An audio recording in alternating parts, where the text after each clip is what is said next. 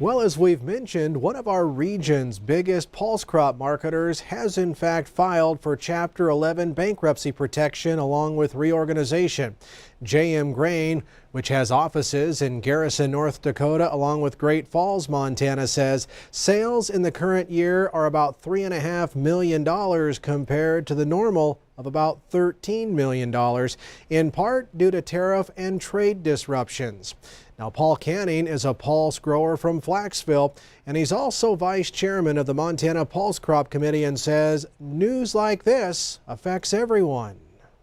We don't like seeing it. Obviously, as a farmer, as a producer, we want to have options. A lot of times some farmers will grumble maybe about an elevator or a processor, but in truth, we want to see them succeed, because when they have success, that usually some farmers have some success too. So when we're losing pulse processors and portions of the pulse industry, it just leads to less options for the farmers. And not necessarily just on price, but sometimes things like delivery date and whether they have, whether they can take product or not. So when you lose those options, it hurts us out here in the end.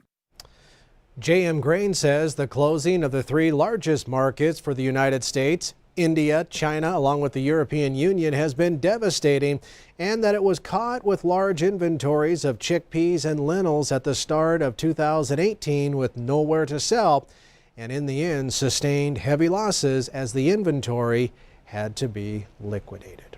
Stay with us. We'll have more ag news right after this.